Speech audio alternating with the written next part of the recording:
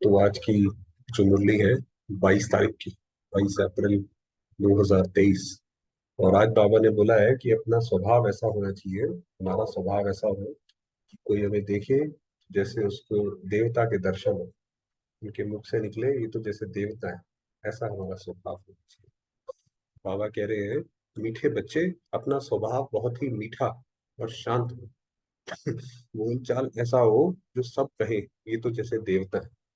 ऐसा प्रश्न है, तुम बच्चों को कौन सा सर्टिफिकेट संगम पर बाप से लेना है? अपने देवी मैनर्स का सर्टिफिकेट। हमारे मैनर्स ऐसे हो जो हाईएस्ट क्वालिटी के, हाईएस्ट डिग्री के।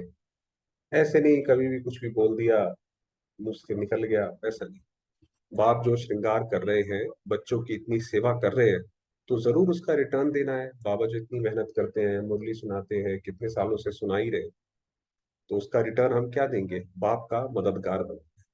मददगार बच्चे वह जिनका स्वभाव देवताई हो। बाबा ने बोला मदद कैसे करनी है। दुनिया में लोगों को लगता है, हाँ जी भाई पैसे बताओ कितने देने हैं। बाबा कहते हैं यहाँ पैसे की बात ही नहीं है, आप तो अपना स्वभाव आप देवताई बनाओ।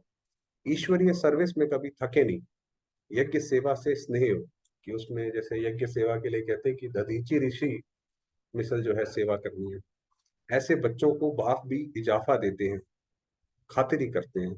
ऐसे सर्विसेबल स्नेही बच्चों को देख देख बाप हर्षित होते हैं। एक बार बाबा के सामने जगदीश भाई साहब आए, तो जगदीश भाई साहब वहां से निकल रहे थे, उन्होंने कुछ बोला नहीं था बाबा को, मगर बाबा को तो पता था वो क्या सेवा करके आए। तो बाबा ने जगदीश भाई साहब को ऐसे पकड़ा, दोनों अपने दोनों हाथ उनके कंधों पे रखे, और उनको बोला कि जैसे बोलते हैं गॉड इज वन, वैसे ही जगदीश इज वन।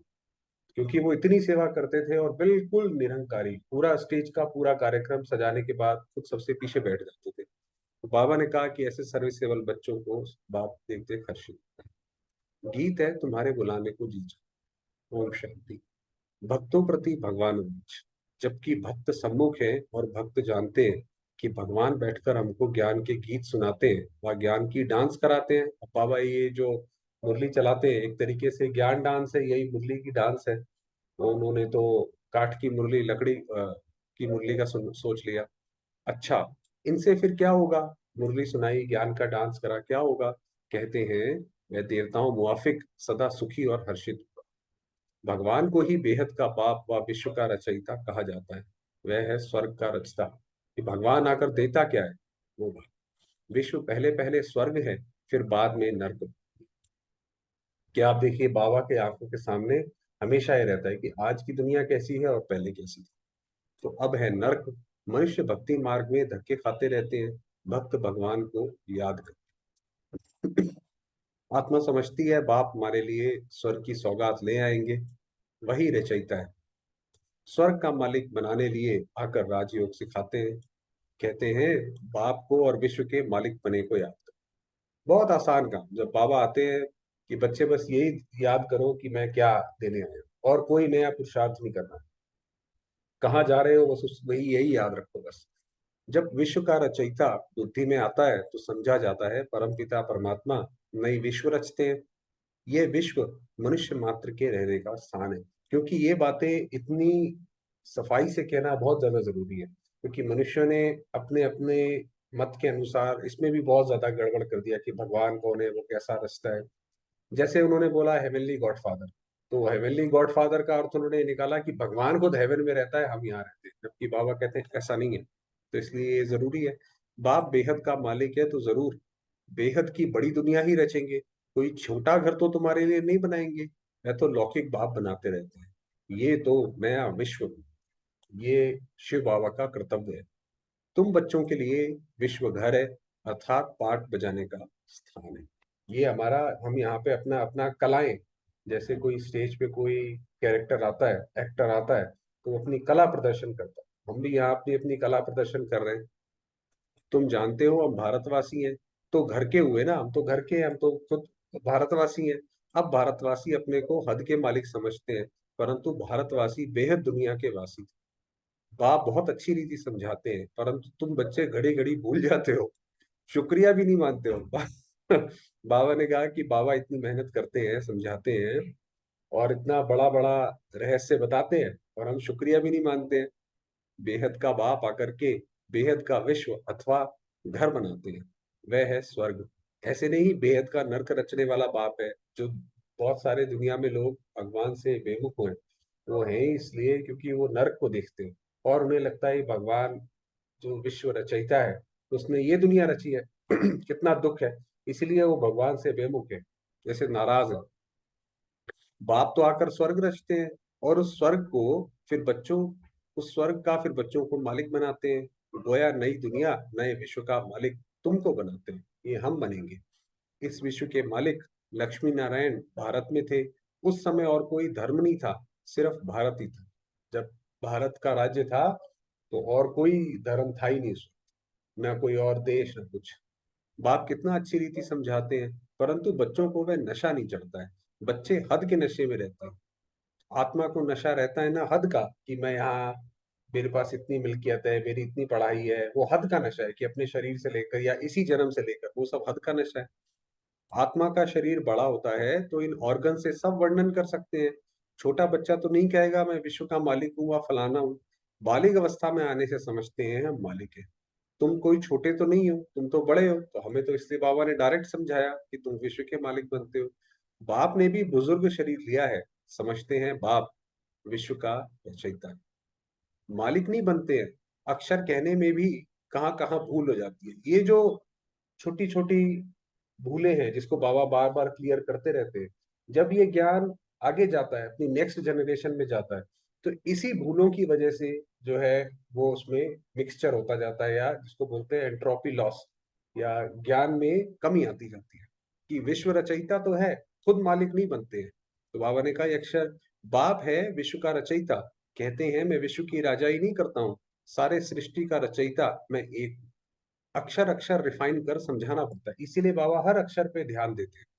बाप विश्व का रचयिता डायरेक्ट समझा रहे हैं, हम तुमको विश्व का मालिक बनाने आया हूँ।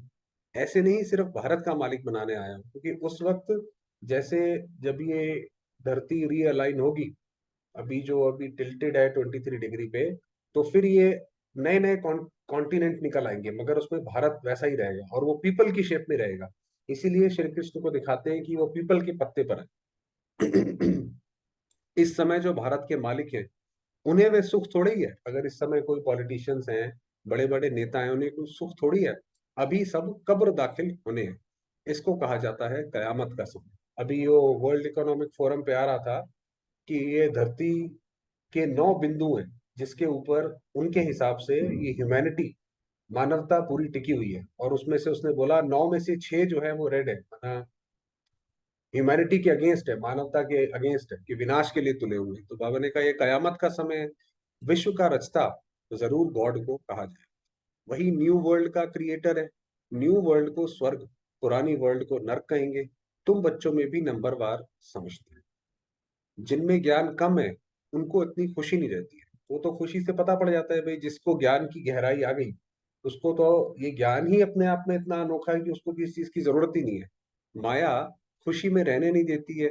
बच्चे देही अभिमानी होते नहीं है। देह अभिमान आने से ही फिर सब विकार सामना करते हैं। तो जरा सा भी शरीर का भान आया तो वो दुख भी आना साथ में स्टार्ट हो गया। इसलिए बहुत ज्यादा जरूरी है। तुम बच्चे जानते हो हम आत्माओं का बाप वह है। भक्त सब बुलाते हैं, आकर हमको कुछ सुनाओ। लिखा हुआ है भगवान वाच, मैं आया हूं तुमको स्वर्ग का मालिक बनाने, तुमको लायक हूं। ये जो गीता के जो अक्षर है, बाबा का जैसे जैसे सुनते जाते हैं तो ऐसा लगता है कि बाबा जैसे वो गीता ही रिपीट कर रहे हैं। तुमको सारे विश्व की हिस्ट्री ज्योग्राफी सुनाता हूँ। इस बेहद के ड्रामा में कौन कौन मुख्य एक्टर्स हैं, जैसे कोई प्ले के बारे में बताया जाए तो उसमें बताते हैं भाई ये हीरो है, ये हीरोइन है, इनके आसपास ये पूरा प्लॉट जो है रिवॉल्व करता है। ऐसे ही बाबा ने बताया कि इसके मुख्य एक्टर्स हम हैं। तुम्हारी बुद्धि चली जाती है बेहद में।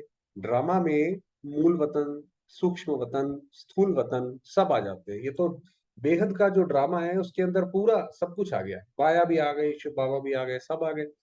तुम्हारे में भी कोई है जो इन बातों को अच्छी रीति समझते हैं।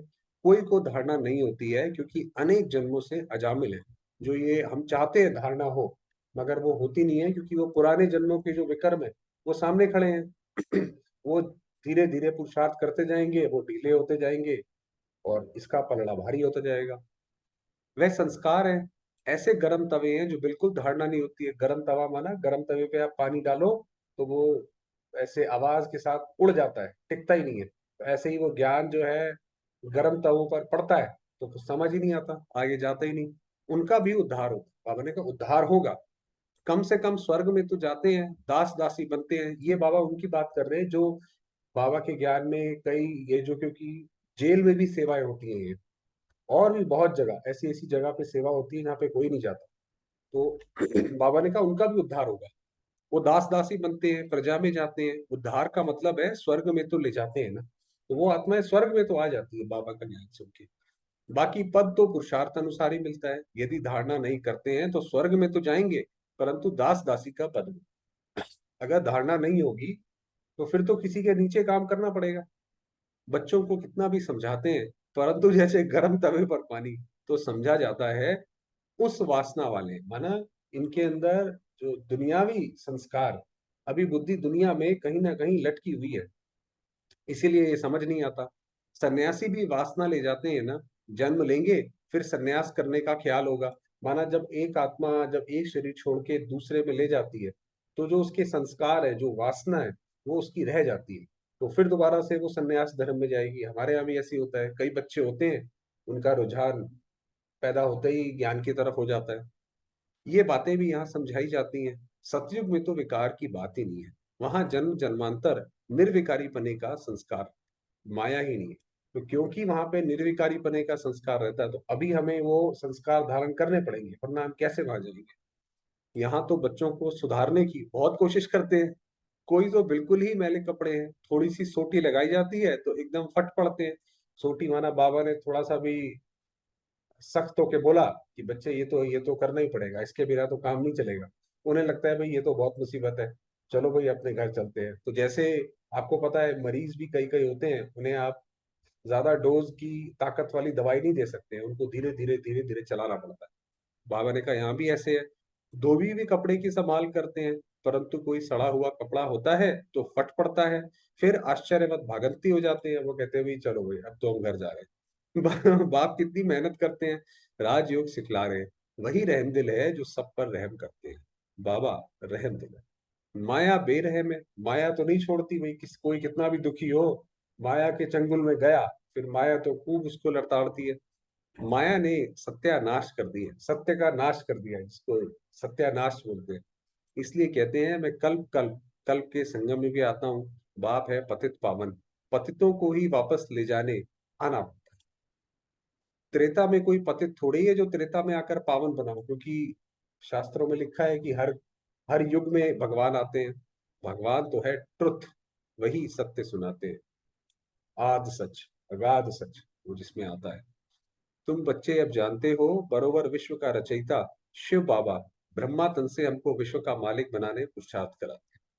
बाप कहते हैं अगर हमारी मेहनत व्यर्थ गवाएंगे, अपनी चलन से बहुतों को धोखा देंगे, तो पद भ्रष्ट हो पड़ेंगे। क्योंकि बाबा मेहनत कर रहा है पवित्र बनाने की, देवता बनाने की, और हम उसका उल्टा कार्य करते हैं। तो जैसे बाबा की हमने बेकदरी कर दी ना, तो बाबा ने कहा अगर ऐसा करेंगे तो पद भ्रष्ट हो जाएगा। कहेंगे इनसे तो भूत निकला ही नहीं है। बच्चों की चलन ऐसी होनी चाहिए जो सब समझे, ये तो जैसे देवता है, सबके अंदर मुख से, चलो कोई ऊपर से ना भी बोले मगर मन से तो निकले। देवताएं नामी ग्रामी है, कहते हैं इनका स्वभाव एकदम देवताई है, तो बाकी का अंडरस्टूड आसुरी हुआ ना। कई बच्चे फर्स्ट क्लास देवताई गुणवान है, बिल्कुल मीठे शांत स्वभाव के हैं। तो ऐसे बच्चों को बाप देख खुश होते हैं, क्योंकि बाबा ने मेहनत भी करी है, बाबा हमारा पिता भी है, टीचर भी है, तो खुश होते हैं। बच्चे समझते हैं बाप हम बच्चों के लिए मकान बनवा रहे हैं, तो हमको भी सेवा करनी चाहिए। तो ऐसे बच्चे बहुत दिल पर जाते हैं, तो सेवा में अपने आप आ गई। ये नहीं कोई हमें बताए ये करो ऐसा करो तब हम शुरू करें, भाई सेवा अपने आप उठाओ, काम शुरू करो। जो बगैर कहने से काम करे वह देवता। सतयुग में कोई किसी के लिए छड़ी लेके नहीं खड़ा होगा, कोई अटेंडेंस नहीं लगाएगा आज काम किया नहीं किया। वहां सारे ही ऑटोमेटिकली अपने अपने अपने काम पे कर। तो बाबा ने कहा जो बिना करे कहे, बिना कहे करे वो देवता, कहने से करे वह मनुष्य। भाई किसी को आपको बोलना पड़े तो वो तो कहेंगे भाई इंसान ही है ना, तभी तो बताओगे तभी होगा। कहने से भी ना करे वह मनुष्य से भी बदतर हो। बाबा भी कहते हैं बच्चे अगर योग में नहीं रहेंगे तो माया की धूल में खत्म हो जाएंगे, पता ही नहीं पड़ेगा माया कब लेगी। और ये जो बाबा ने बात बोली, कहने से देवता, ये अंत में बाबा ने बताया कि तुम्हारा सारा कारोबार सिर्फ नैनो से, दृष्टि से चलेगा। जैसे सूक्ष्म मतन में आपको पता है वहां भाषा नहीं है, नैनो की भाषा से सारे संदेश लिए जाते हैं। तो बाबा ने कहा अंत में तुम्हारी अवस्था भी ऐसी हो जाएगी। बाबा बार बार समझाते हैं, श्रीमत पर चलते रहो, आसुरी कर्तव्य नहीं करो, बोलना चलना बड़ा मीठा रखना। देवताएं कितने मीठे स्वभाव के हैं। भारत में राज्य करते थे, यथा राजा रानी तथा प्रजा दैवी स्वभाव के थे। बाप आता है स्वर्ग का मालिक बनाने, तो बाप के साथ कितना मददगार बने। ये सबसे बड़ा, इस पूरे विश्व ड्रामा में सबसे बड़ा कर्तव्य, इतिहास में सबसे बड़ा इवेंट वो ये अभी। तो इसके अंदर बाबा के मददगार बने तो समझो पूरे कल्प में आपका नाम सुनहरे अक्षरों से लिख गया। सर्विस में आपे ही काम में लग जाना चाहिए, ऐसे नहीं मैं थक गया हूँ फुर्सत नहीं है। समय पर सब काम करने में कल्याण। जो समय है, जिस समय सेवा की जरूरत है उस समय काम आना चाहिए। उस समय आपके पास फुर्सत नहीं है, तो जब बाबा से भी आप भी जब मदद मांगने जाओ तो बुद्धि तो हमारी लगी नहीं, इसका मतलब उससे, तो उस समय भी ऐसे ही होगा। यज्ञ सर्विस का इजाफा शिव बाबा देते हैं। ये बाबा करके बाहर से थोड़ी खातिरी करेंगे, दिल लेंगे, माना ब्रह्मा बाबा जो है ऊपर से खातिरी करेंगे। वह बाबा है बेहद की दिल लेने वाला, शिव बाबा। ये है हद की दिल लेने वाला, ब्रह्मा बाबा तो खातिरी करेंगे, प्यार करेंगे, पुचकार करेंगे, तो उससे दिल लेंगे। और शिव बाबा की तो खैर बात ही अलग है। बच्चों की दैवी चलन देखते हैं तो फिर कुर्बान जाते हैं, तो बाबा भी जैसे उन बच्चों पे कुर्बान जाते हैं। संडे की मुरली में आपको याद होगा बाबा ने बोला कि जो आगे नए बच्चे बैठे हैं बाबा का ध्यान तो पीछे पे है। बगैर कहे जो बच्चे सर्विस में तत्पर रहते हैं उनको कहा जाता है देव। ये बाबा ने बताया कि देवताई संस्कार कौन से हैं। ये पहला, देवताओं को कुछ कहने की दरकार नहीं होती। आप देवताओं को थोड़ी कहोगे ये ऐसे बोलो ऐसे करो, भाई वो है ही देवता। वहां आसुरी स्वभाव होता नहीं। यहाँ कई बच्चे माता पिता की मत पर नहीं चलते हैं तो अपना ही नुकसान करते हैं। वो तो भगवान की मत पर नहीं चलोगे तो अपना ही, जैसे पैर पे कुल्हाड़ी मारने जैसा है। बाप कहते हैं मैं परम धाम से आता हूँ बच्चों की सेवा में, मेरी मत पर नहीं चल। कितनों को दुख देते हैं, कल पहले भी ऐसे हुआ था। अमृत पीते पीते फिर पतित बन पड़ते हैं। एक कहानी भी है, वो कहानी है कि भाई वो सागर मंथन से अमृत निकला और लक्ष्मी जी जब पिला रही थी तो उसमें एक असुर आ गया। वो तो एक उन्होंने दृष्टांत कोई अलग वो बना दिया। वास्तव में वो भी की बात है कि ये जो हम ज्ञान सागर मंथन करते हैं उससे अमृत निकलता है। तो वो पीते पीते, उसको भी पीते पीते कई असुर बन पड़ते हैं। तो वो कहानी बाबा बता रहे हैं, लक्ष्मी ने अमृत पिलाया तो भी असुर बन गए। तो कभी भी किसको दुख देने का प्रयत्न नहीं करना है, ना मन से, ना वचन से, ना कर्म से। नहीं तो सारा राज्य भाग्य गंवाए डंडे खाने लायक बन पड़ेंगे। किसी को दुख देंगे तो हम सुखी कहाँ से रहेंगे। ये तो पहला ही ड्रामा का नियम है, कार्मिक फिलॉसफी। अगर हमारे मन में दूसरों को दुख देने के विचार चलते हैं तो ये तो भूल जाइए कि हम कभी सुखी रह सकते हैं। हमेशा हम दुख में ही रहेंगे, चाहे वो किसी, चाहे अपने संस्कारों की वजह से, चाहे अपने पुराने पुराने विकर्मों की वजह से। बाबा ने समझाया है मैं धर्मराज हूं। इनडायरेक्ट कुछ करते थे तो हद की अल्पकाल की सजा भोगते थे। भाई जब हम बाबा को नहीं जानते थे और कोई पाप कर्म करते थे तो उसकी सजा तो मिलती थी। अब डायरेक्ट आकर फिर भी बाबा की मेहनत बर्बाद करते हो तो बहुत सजा खानी पड़े। और अब जानने के बाद कि स्वयं साक्षात शिव आ गए और तब भी अगर उल्टा काम करते हैं तो उसकी सजा तो बहुत भारी है। हम तुमको देवता बनाते हैं, माया फिर आकर तुमको असुर बनाती है। बाप बार बार समझाते हैं दैवी गुण धारण करो। गाया हुआ भी है, राम राज्य में जानवर भी एक दो को प्यार करते थे, इकट्ठे एक तालाब पर जल पीते थे। यहाँ तो अमृत पीकर फिर असुर बन ट्रेटर बन पड़ते हैं। ट्रेटर होता है जो अपने ही देश की बुराई करने लगे। इंडिया का कोई व्यक्ति पाकिस्तान में मिल जाए उसको बोला जाएगा ट्रेटर। ब्राह्मण कुलभूषणों को फिर तकलीफ देते हैं कि ऐसी बुराई करने लगते हैं, और जो बाबा के बच्चे हैं दूसरे उनको ही तकलीफ देने लग पड़ते तो वो ट्रेटर हो गए। उनकी फिर कितनी दुर्गति होती होगी। एक एक माता थी, उसने, कोई बहन थी, अब पूरा याद नहीं है, तो उसको बहुत सुनाया, घर से भी निकाला, किराए पे थी शायद उनके। तो जब वो बहुत सुनाया, शोर मचाया, और जब वो घर आई तो अगले दिन उसके बच्चे की डेथ हो गई, शरीर छोड़ा। फिर वो दोबारा बोलने गई तो फिर वो बहन ने बोला नहीं नहीं हमारे मन में ऐसा कुछ नहीं था। तो कहने का मतलब ये है कि अगर ऐसा कोई काम करेंगे तो उसकी दुर्गति तो सजा तो मिलेगी। बाप आते हैं सदगति देने, तो तुम बच्चों को दैवी गुण वाला बनना है, आपे ही सर्विस करनी है। बाप भी सर्टिफिकेट देंगे। जो निश्चय बुद्धि अच्छे हैं वे सदैव बाप को याद करते रहेंगे। उनको ख्याल रहता है नाम बदनाम नहीं करेंगे, आसुरी गुण नहीं दिखाएंगे। तो ये अगर लोगों को पता पड़ा और कि हम ऐसे काम करते हैं और हम जाते हैं वहां, तो ये तो वहां की बदनामी है। अभी तो सब नंबरवार पुरुषार्थी हैं। सिर्फ ये निश्चय रहना चाहिए, हम गॉड फादरली स्टूडेंट्स हैं। भगवान उवाच बच्चों प्रति कि मैं तुमको पढ़ाकर राजाओं का राजा बनाता हूँ, तुमको ज्ञान और योग सिखलाता हूँ, तुम देही अभिमानी बनो, मैं तुमको ले जाने के लिए आया। तो बाबा ने कहा वापस चलने का समय है, तैयार हो जाओ, देही अभिमानी बनो। तुम आत्माएं मच्छरों सदृश मेरे को फॉलो करेंगी। ये भी देखिए एक कमाल है कि प्रकृति कैसे सब कुछ हमसे ही सीखती है। ये तो बाबा ने बताया था बहुत पहले, अभी धीरे धीरे समझ आता है। जैसे मच्छरों सदृश है, आपको पता है मधुमक्खियों में भी रानी मक्खी होती है। ऐसे ही एक ब्रह्मा कमल होता है जो साल में एक बार रात को ही खिलता है, उसको ब्रह्मा कमल कहते हैं। और ऐसे ही सूरजमुखी जो सूरज को देख देख के फॉलो करता है। तो बहुत सारी चीजें हैं। तो बाबा ने कहा कि मच्छरों सदृश मेरे को फॉलो करेंगी। बरोबर महाभारत लड़ाई लगी है, तो मच्छरों सदृश फॉलो किया है पंडे को। बाबा आगे आगे चलेगा, ब्रह्मा बाबा के साथ हम भी साथ साथ चलेंगे। बाबा पंडा है, कहते हैं मैं लिबरेट करने आया। तो हमें, हम तो खैर है ही लिबरेटेड, बाकी आत्माओं को लिबरेट करेंगे। तुम माया के फंदे में बड़े दुखी हो। एक तो गर्भ जेल में जाते हो, क्योंकि गर्भ जेल में जब माता के उसमें होता है बच्चा वूम में, तो वो वैसे ही उसको जैसे सजा मिल रही होती है, जगह छोटी सी, बहुत सारी चीजें। तो जेल में जाते हो। दूसरा फिर उस जेल में जाना भी मनुष्यों के लिए बड़ा सहज हो गया है। जो सरकार की जेल है उसमें तो कोई बात नहीं है। कई तो जेल बर्ड होते हैं, बार बार जाते रहते हैं, बड़ी खुशी से जेल में जाते हैं। एक दो को देख भूख हड़ताल आदि भी करने लग पड़ते हैं। अपनी आत्मा को दुख देने लिए क्या क्या करते हैं, इनको आत्मघात कहा जाता है। अगर हम अपनी आत्मा को किसी भी उससे दुख देते हैं, तो वो आत्मघात है, जीव घात या आत्मघात जो भी बोलो।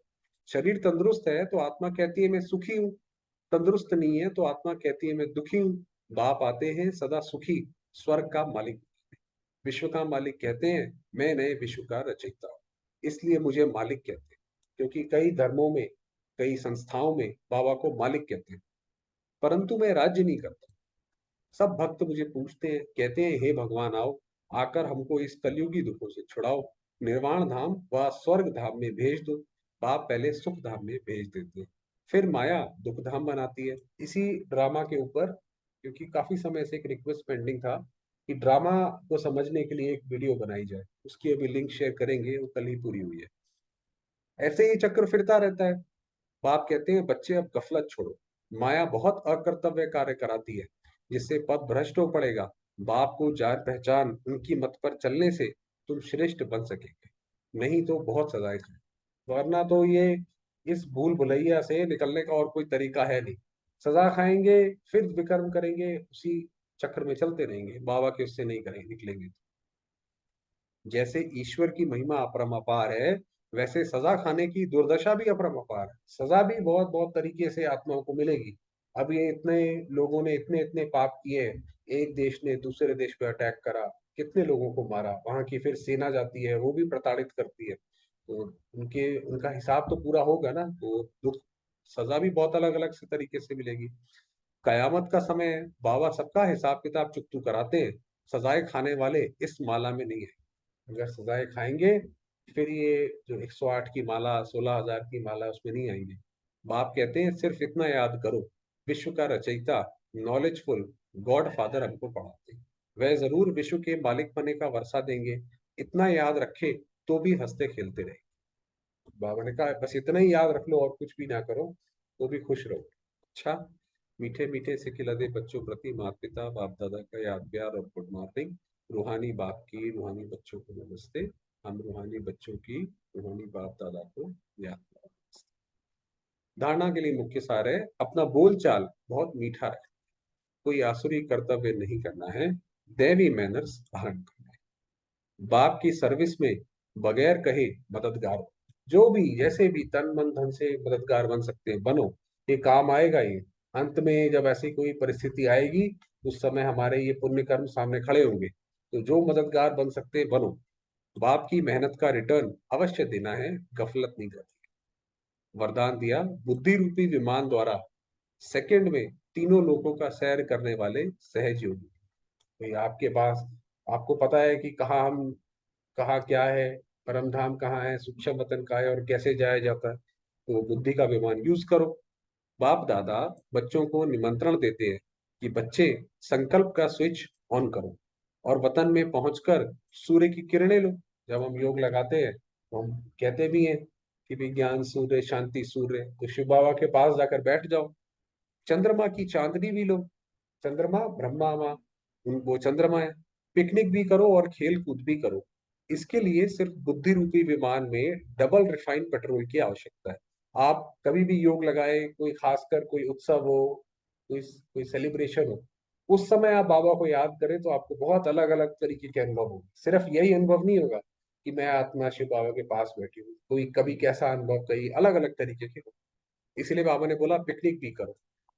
डबल रिफाइन अर्थात एक निराकारी निश्चय का नशा कि मैं आत्मा हूं। तो ये अनुभव कब होगा, जब एक तो ये पक्का हो कि मैं आत्मा हूं, बाप का बच्चा हूं, दूसरा साकार रूप में सर्व संबंधों का नशा।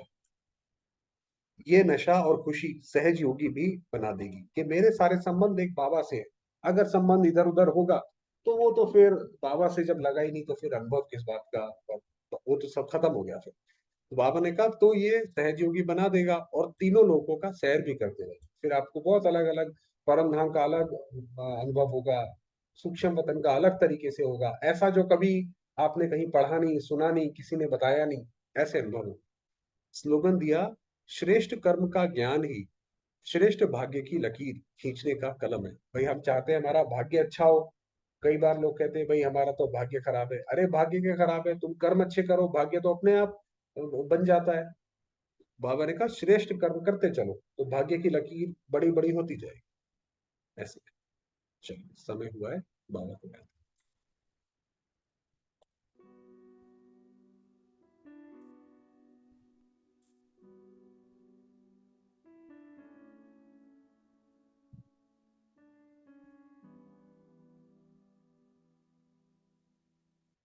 देखेंगे स्वयं को।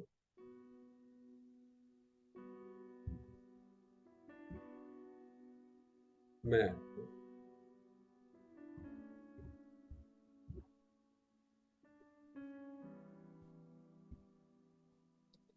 चमकती मणि।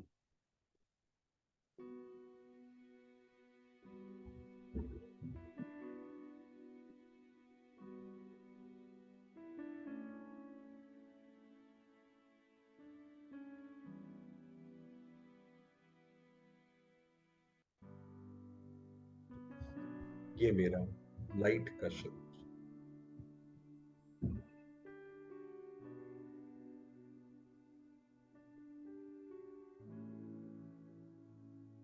सफेद किरणों से भरपूर।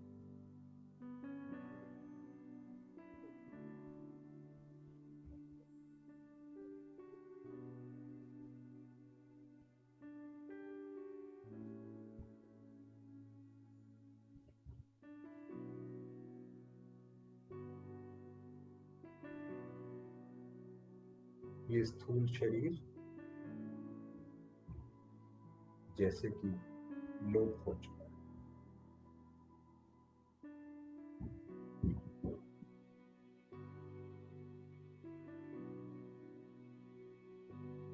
केवल लाइट का शब्द।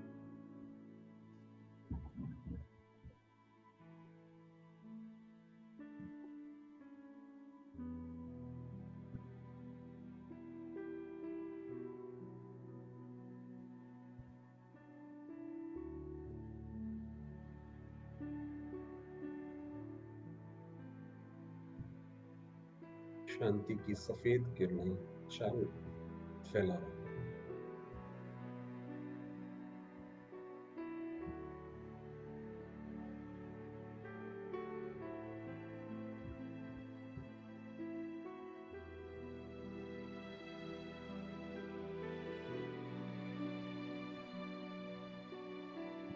गहरी संतुष्टता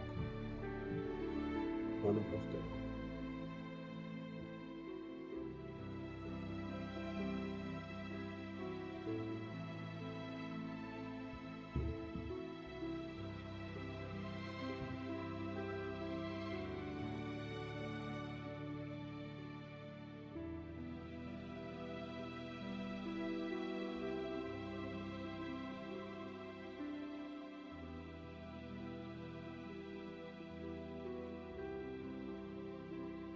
मैं आत्मा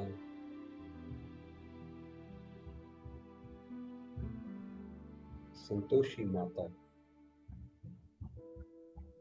संतोष की भी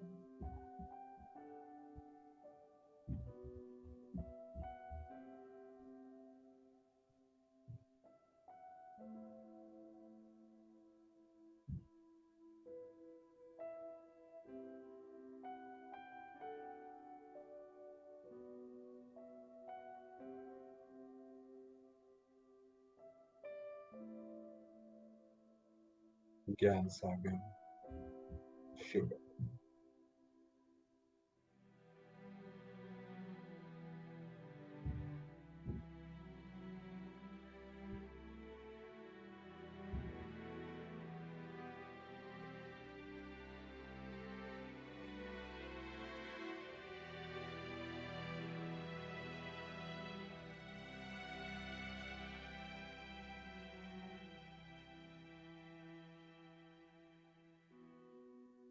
मैं आत्मा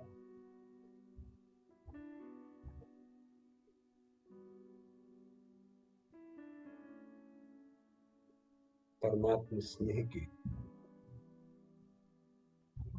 आसमान के नीचे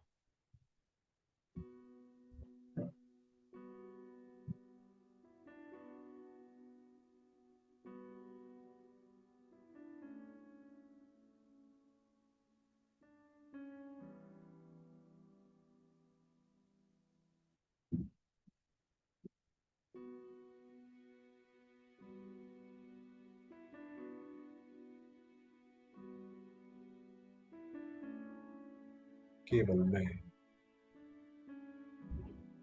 और मेरा।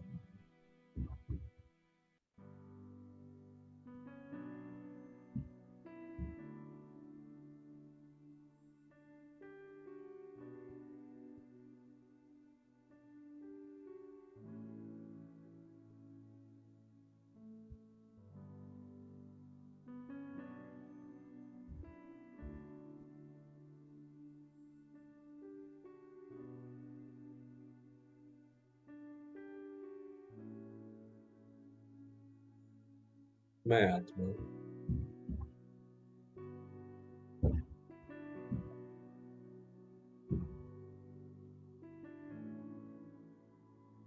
गहरे बाबा से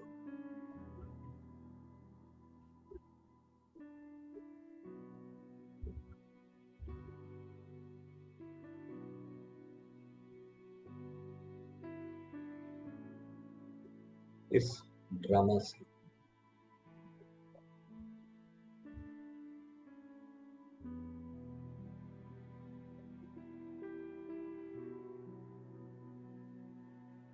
पूर्णतः संतुष्ट